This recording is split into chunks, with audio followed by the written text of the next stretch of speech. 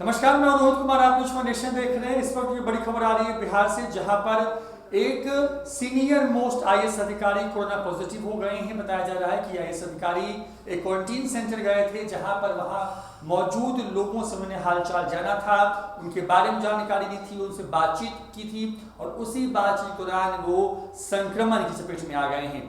आपको बताएं कि फिलहाल उनकी पहचान जो है उजागर नहीं की गई है, लेकिन सूचना जनसंपर्क विभाग के प्रधान सचिव के द्वारा की गई प्रेस कॉन्फ्रेंस में इस बात की जानकारी दी गई है कि कोरोना संक्रमण बेहद खतरनाक रफ्तार से बिहार में फैल रहा है। लगातार सरकार की नजर है इस पर और अब सीनियर मोस्ट आईएएस अधिकारी भी इसी संक्रमण की जद में आ गए हैं। क्या कुछ कहना है, सुनिए इस पूरे बयान। मान में जो कोरोना संक्रमण के कारण स्थिति है, उसकी समीक्षा लगातार माननीय मुख्यमंत्री के द्वारा की जा रही है। एक इम्पॉर्टेंट इशू जो मैंने कल भी एक्सप्लेन किया था कि जो क्वारंटाइन सेंटर्स हैं हम लोगों के, उसका क्या कॉन्सेप्ट है और क्यों वो बहुत महत्वपूर्ण है। तो मैं खाली इतना बताऊंगा कि हम लोगों को अभी 1-2 दिन पहले हम लोगों के एक बहुत सीनियर ऑफिसर भी उनको कोरोना पॉजिटिव पाए गए और वो एक क्वारंटाइन कैंप्स में कुछ लोग को समझा रहे थे, उनसे बात कर रहे थे और जो व्यक्ति थोड़ा समस्या कर रहे थे वो खुद भी पॉजिटिव पाए गए और उनकी वजह से एक बहुत ही सीनियर ऑफिसर वो भी पॉजिटिव हुए। ये बात मैं इसलिए यहाँ पे बता रहा हूँ कि लोगों को और हम लोगों को जो स्थिति है और जो व्यवस्था की जा रही है, हमको बहुत गंभीरता से समझना होगा। संक्रमण की स्थिति बढ़ रही है और ऐसे में लोगों का जो भी एडवाइजरी है सरकार की, जो सलाह दी जा रही है, जो व्यवस्था की जा रही है, उसमें सभी का सहयोग बहुत आवश्यक है। अगर वो आदमी जो कैंप से चले गए होते, जो खुद पॉजिटिव पाए गए हैं, तो उन्होंने अपने परिवार को इन्फेक्ट किया होता और पता नहीं कितने लोगों को इन्फेक्ट करते।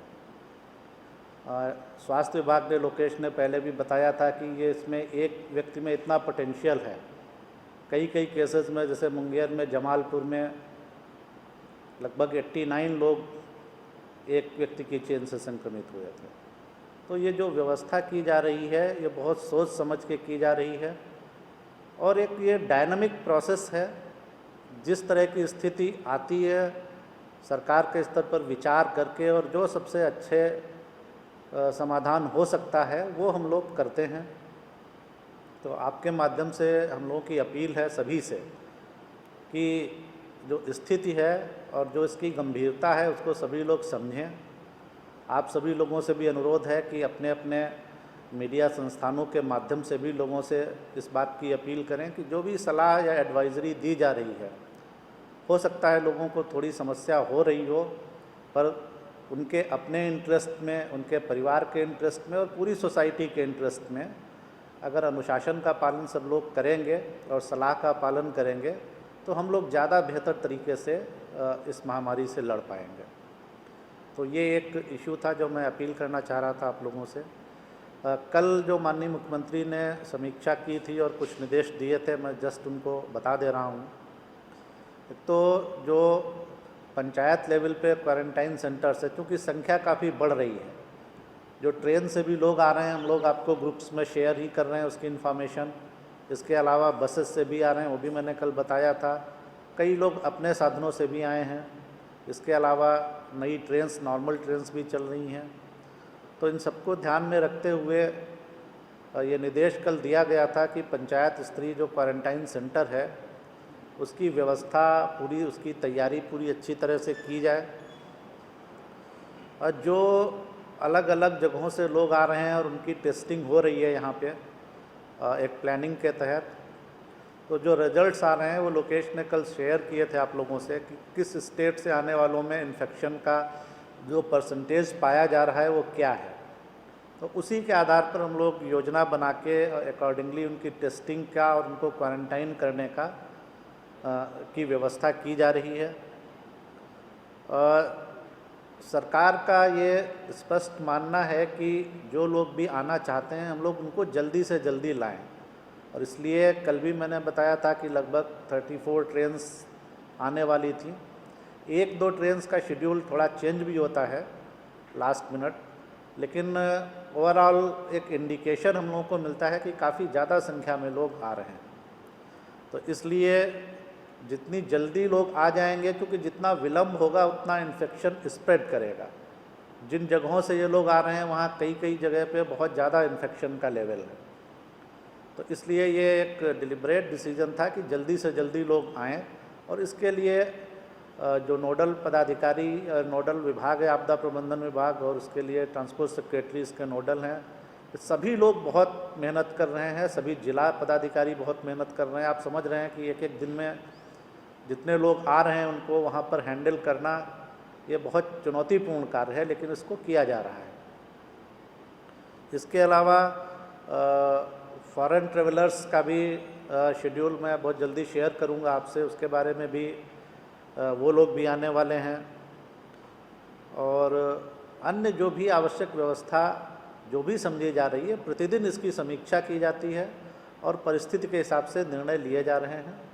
तो जो भी आवश्यक होगा, जो भी मदद की ज़रूरत होगी, वो सब किया जाएगा।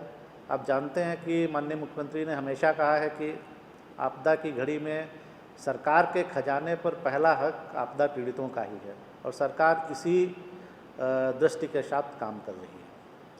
जो कुछ फिगर्स मैं अभी शेयर करना चाहता हूँ, आपदा राहत केंद्र जो हमारे अभी चल रहे हैं 158, और ये उन लोगों के लिए थे जो विभिन्न शहरों में लॉकडाउन के कारण लोग फंसे हुए थे या ज़रूरतमंद थे, रिक्शा चालक, ठेला वेंडर, दिहाड़ी मजदूर। इनमें अभी लगभग 74,000 लोग इसका लाभ उठा रहे हैं।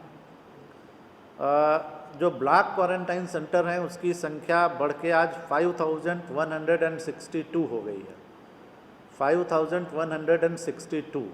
और इनमें रहने वाले लोग जो कल 2.25 लाख थे, उनकी संख्या बढ़ के 2,70,294। इतने लोग अभी ब्लॉक स्तरीय क्वारंटाइन सेंटर में आवासित हो गए हैं। जो हम लोगों को कॉल्स और मैसेजेस आ रहे हैं, लगभग 2,03,000 आए हैं, जिनमें करीब 28 लाख लोग हैं, 27,91,000। उनमें भी, उनके लिए भी उनकी जो समस्याएं हैं लगातार बात करके उनका निराकरण कराया जा रहा है। जो ट्रेन्स की अभी तक जितने ट्रेन्स आ चुके थे कल तक 14 मई तक, उनकी संख्या थी 195, और उनमें 2,46,160 लोग आए हुए थे। और ये जो श्रमिक स्पेशल ट्रेन है मैं उनकी बात बता रहा हूँ। आज के लिए भी 36 ट्रेन शेड्यूल्ड हैं। मैं अभी तुरंत ही आपको शेयर कर दूंगा ग्रुप पे पूरा डिटेल्स, किस स्टेट से कितने आ रहे हैं। और 3 ट्रेन्स ऐसी हैं जो हम लोगों ने कैमूर से चलाई हैं, कटिहार, अररिया और मुजफ्फरपुर। एक तरह से लोकल ट्रेन्स हैं, हालांकि इनमें भी बाहर से जो लोग आ रहे हैं बॉर्डर्स पे उनको भेजा जा रहा है अलग अलग जगहों पे, लेकिन 3 ट्रेन्स ये भी चल रही हैं। कल जो है, कल के लिए लगभग 40 ट्रेन का, 16 तारीख के लिए 40 ट्रेन की प्लानिंग की गई है। इसके अलावा एक और केवल इम्पॉर्टेंट फिगर बता देता हूँ कि जो फसल क्षति हुई थी उसके लिए जो कृषि इनपुट अनुदान दिया जाना था, लगभग 730 करोड़ रुपए सैंक्शन किए गए थे। उसके अंतर्गत विभिन्न चरणों में अभी तक 5,61,000 किसानों के खाते में कृषि इनपुट अनुदान की राशि दे दी गई है, जिसका अमाउंट लगभग 185 करोड़ से थोड़ा ज़्यादा है। 185 करोड़ 12 लाख का अमाउंट 5,61,000 किसानों के खाते में दे दिया गया है, और अब इसमें काफ़ी गति आ गई है, बहुत तेज़ी से राशि ट्रांसफ़र हो गई है।